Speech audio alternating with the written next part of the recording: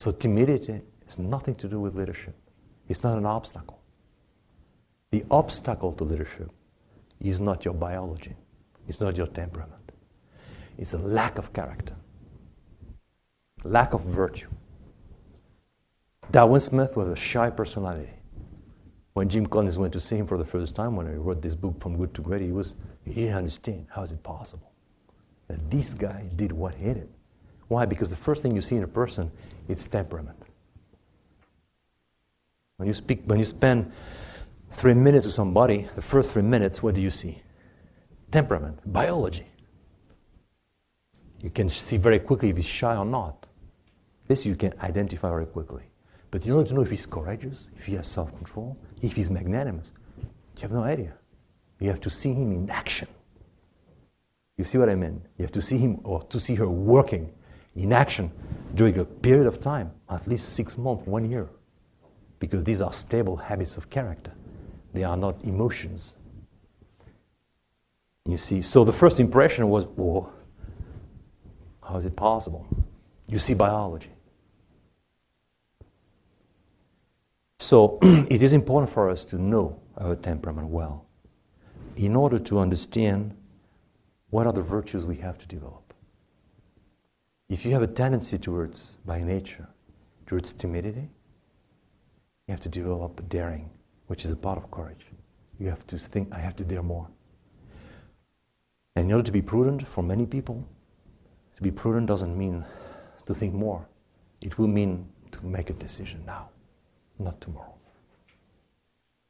Big crisis of leadership is a crisis of prudence, not only of magnanimity. People, because of their rationalist education, they want to be sure 100% that the decision they're making now is the right one. But you can't be sure 100%. When you're dealing with people, how can you be sure? People are not instruments. They have a free will. You have to take a risk. If you're not able to take a risk, you will never become prudent because you're not able to make decisions. And we see this in many people with this, see this, because of the rationalistic education we've had in the 20th century in schools, people lose intuition and lose the capacity to take risks when it has to be taken because it's worth taking a risk. And then they let opportunity, incredible opportunity, disappear and they don't use it. And great things could have happened, but they don't happen because people are not acting in time or just not acting. A magnanimous soul, magnanimous person, he thinks in terms, not in terms of the evil that people do in the world. He thinks the evil that is in the world is the good that I am not doing. He feels responsible for what's happening everywhere. He's a doer. Magnanimity is a virtue of doers. So such a person, a magnanimous person, he thinks, if things go wrong here, it's not because the Marxists are doing that or Hitler is doing that. It's because I am not doing what I'm supposed to do. And he has a very positive vision of life. He's not accusing people around, accusing himself. The evil is not the evil others do. The evil is the good I'm not doing. He sees life in this way. It's a beautiful way of seeing life because you really do things when you have this mentality. You want to achieve greatness, you and the others. And then you have another vision of life that is very optimistic, full of hope, of human hope. Leadership is about hope. It's about greatness and hope. So it gives people a very positive vision of themselves, of the others, of the world.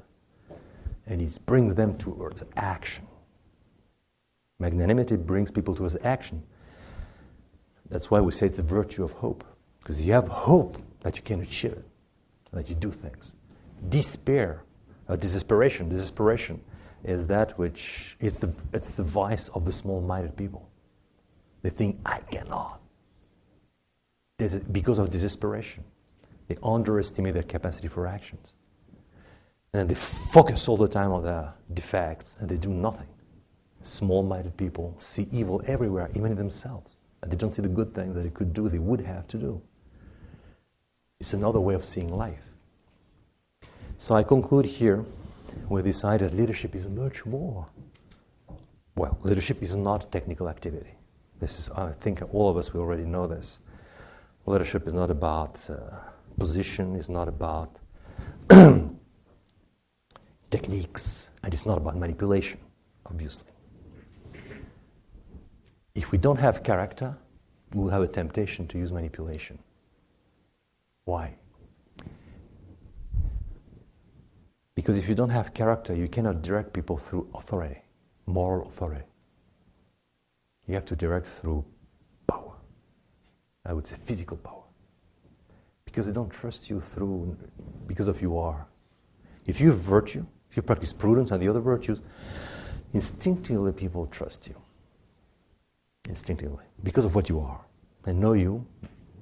They know you're predictable. They trust you. Because of what you are. Because of your virtues. If you don't have virtues, you know there will never be trust. So you have to direct through other ways. And this way can be pure physical power or manipulation. You know what I mean? Psychological approach. You make people love you. You make people work well for you. You see what I mean? It's power of suggestion. Trying to say people, why don't you do that? So people think at the end of the day they are doing this out of themselves, when in fact it's you who had the idea. You see what I mean?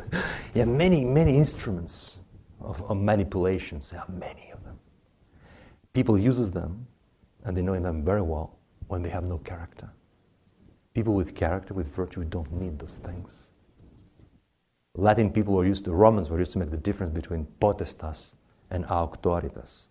Potestas is the pure power. It's the power that's written on your visit cards. And auctoritas is the informal power that comes from your temper, from your character, power of virtue.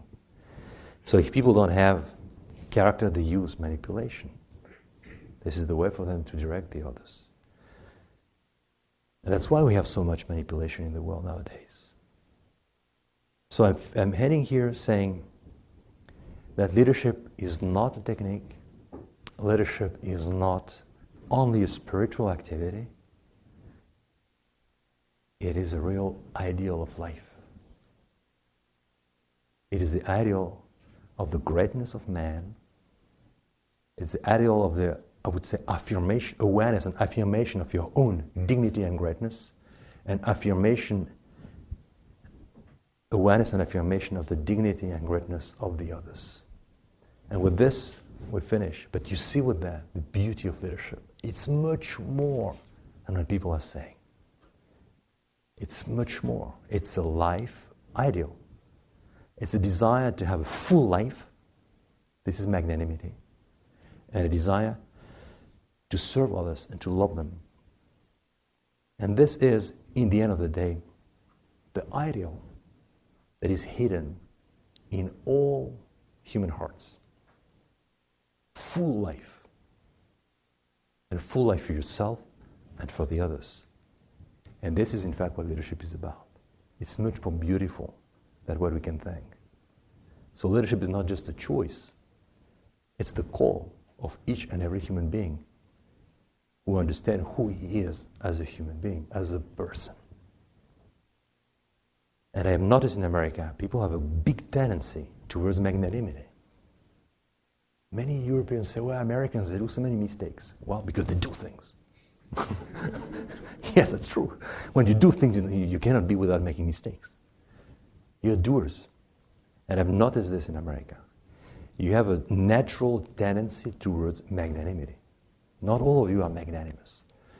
But if you are not magnanimous, it's a drama in America. Because your culture directs you towards magnanimity. Naturally.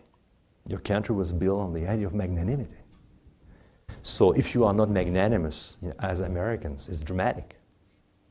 Especially keep in mind that Americans mostly have a choleric temperament, which is very good for magnanimity.